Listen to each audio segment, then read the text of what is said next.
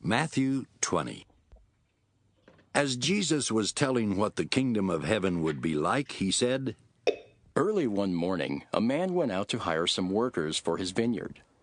After he had agreed to pay them the usual amount for a day's work, he sent them off to his vineyard. About 9 that morning, the man saw some other people standing in the market with nothing to do. He said he would pay them what was fair if they would work in his vineyard. So they went. At noon, and again about 3 in the afternoon, he returned to the market. And each time he made the same agreement with others who were loafing around with nothing to do. Finally, about 5 in the afternoon, the man went back and found some others standing there. He asked them, "Why have you been standing here all day long doing nothing?" "Because no one has hired us," they answered. Then he told them to go work in his vineyard. That evening, the owner of the vineyard told the man in charge of the workers to call them in and give them their money. He also told the man to begin with the ones who were hired last. When the workers arrived, the ones who had been hired at 5 in the afternoon were given a full day's pay. The workers who had been hired first thought they would be given more than the others. But when they were given the same, they began complaining to the owner of the vineyard. They said, "The ones who were hired last worked for only 1 hour, but you paid them the same that you did us, and we worked in the hot sun all day long." The owner answered one of them, "Friend, I didn't cheat you. I paid you exactly what we agreed on. Take your money now and go. What business is it of yours if I want to pay them the same that I paid you?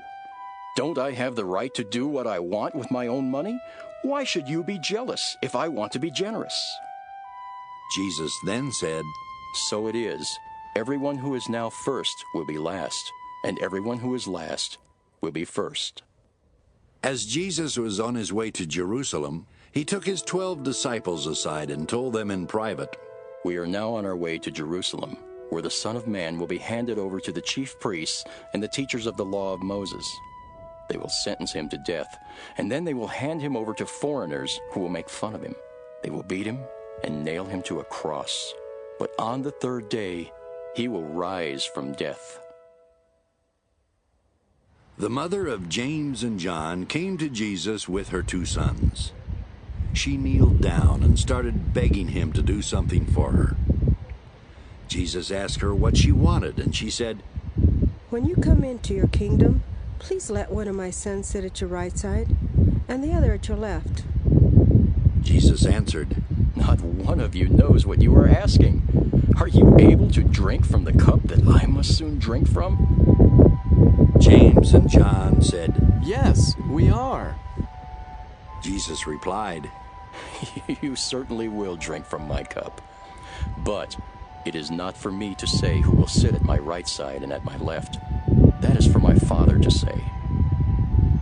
When the 10 other disciples heard this, they were angry with the 2 brothers. But Jesus called the disciples together and said, You know that foreign rulers like to order their people around, and their great leaders have full power over everyone they rule. But don't act like them. If you want to be great, you must be the servant of all the others. And if you want to be first, you must be the slave of the rest. The Son of Man did not come to be a slave master, but a slave who will give his life to rescue many people. Jesus was followed by a large crowd as he and his disciples were leaving Jericho. 2 blind men were sitting beside the road.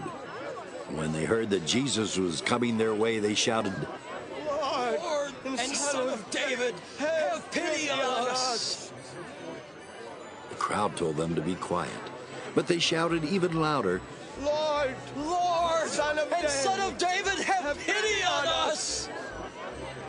When Jesus heard them, he stopped and asked, What do you want me to do for you? They answered, Lord, we want to see. Jesus felt sorry for them and touched their eyes. Right away they could see, and they became his followers. Matthew 21. When Jesus and his disciples came near to Jerusalem, he went to Bethphage on the Mount of Olives. and sent 2 of them on ahead. He told them, "Go into the next village, where you will at once find a donkey and her colt. Untie the 2 donkeys and bring them to me. If anyone asks, 'Why are you doing that?' just say, 'The Lord needs them.' Right away he will let you have the donkeys." So God's promise came true just as the prophet had said. Announce to the people of Jerusalem, your king is coming to you. He is humble and rides on a donkey. He comes on the colt of a donkey. The disciples left and did what Jesus had told them to do.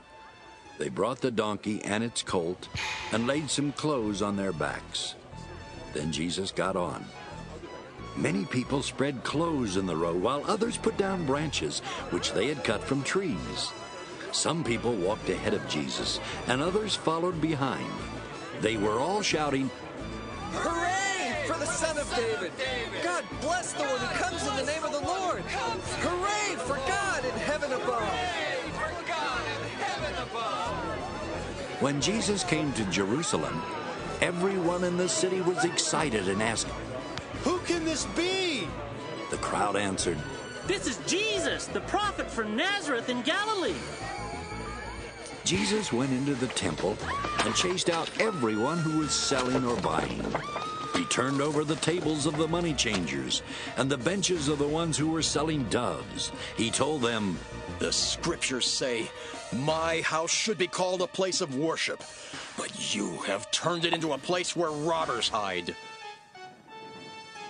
Blind and lame people came to Jesus in the temple, and he healed them.